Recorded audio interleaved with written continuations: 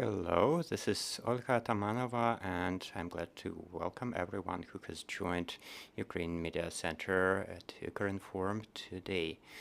The full-scale invasion by the Russia Federation keeps going on, and today we are going to discuss with you the situation in the south of Ukraine.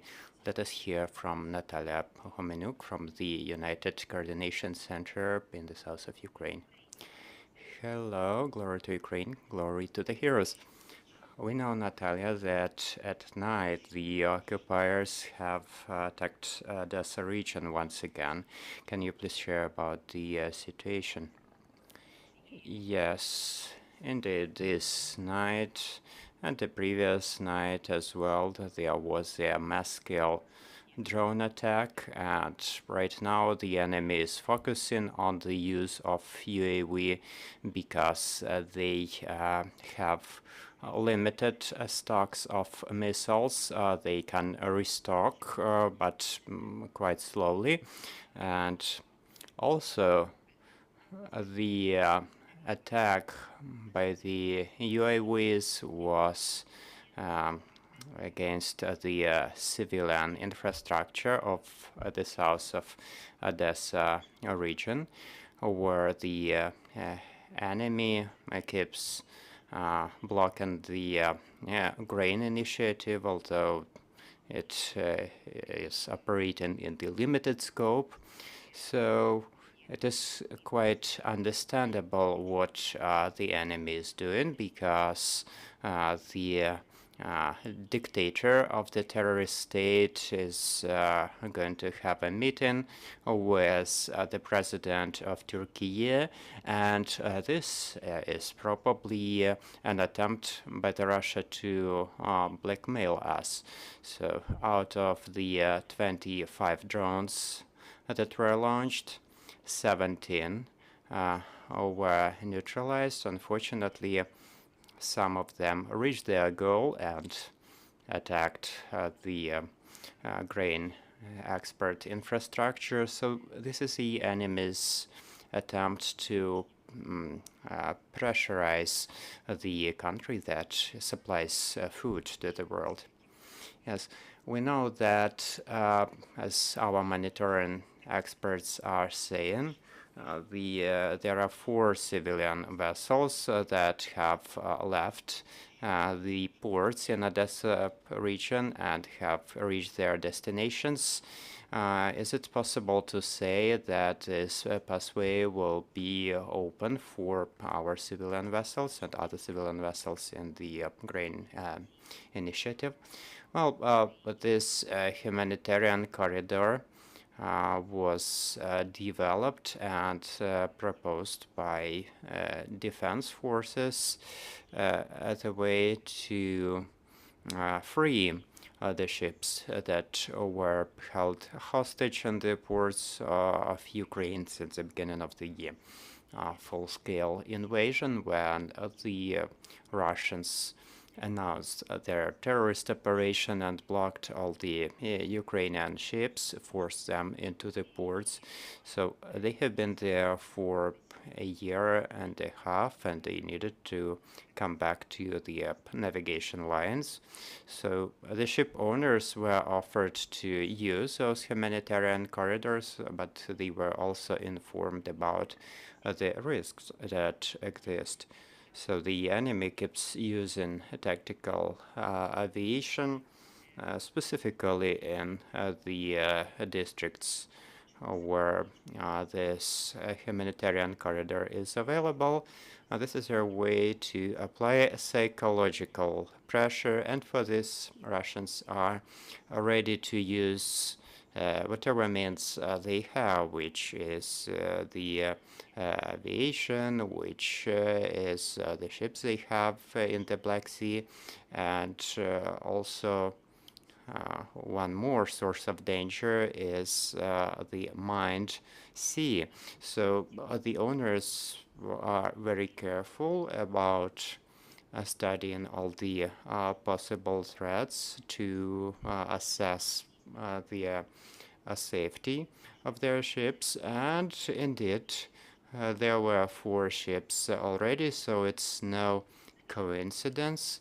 It is somehow established system. Yeah. Coming back to these nighttime attacks, we also saw some updates about the fact that one of the drones exploded in the Romanian territory. So, do you know anything about that? Yes, there is this statement by the State Bodyguard Service of Ukraine. So it was visually recorded, and also this information has been officially transferred to Romania.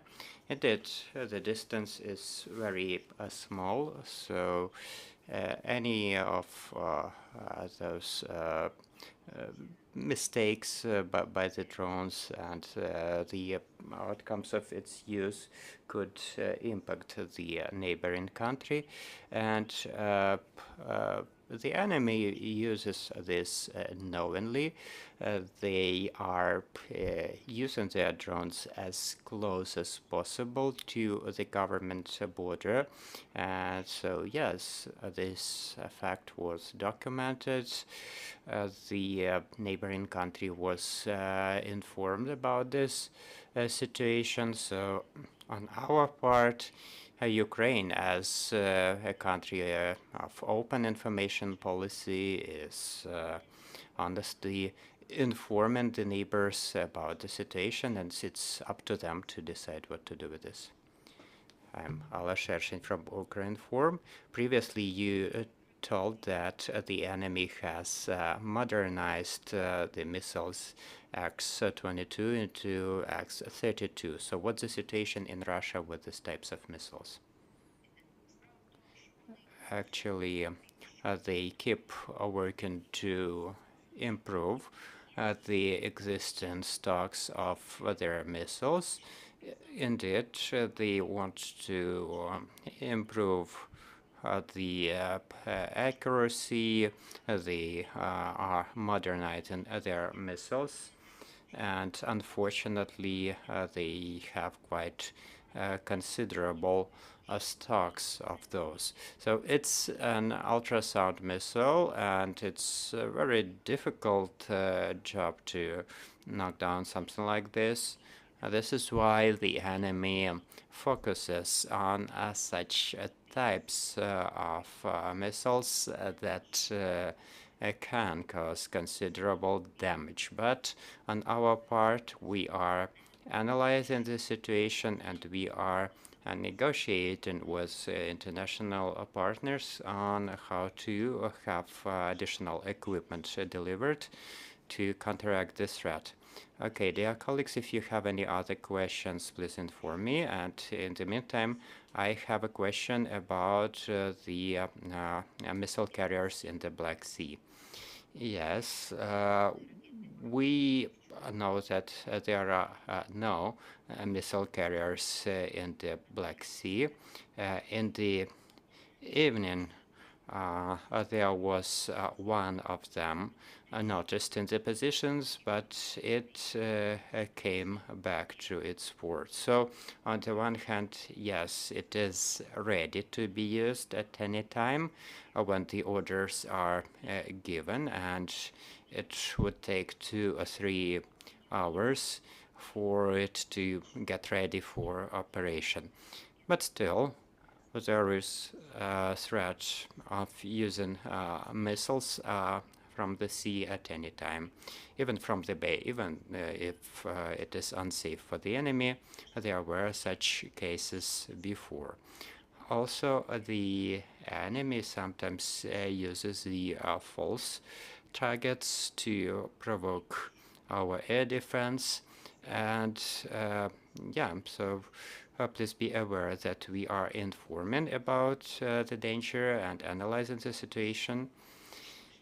Okay, so the last question is about the logistical pathways for the occupiers. Did they manage to fix their bridges that had been attacked before, and are they using them for the transportation of any military equipment or ammunition?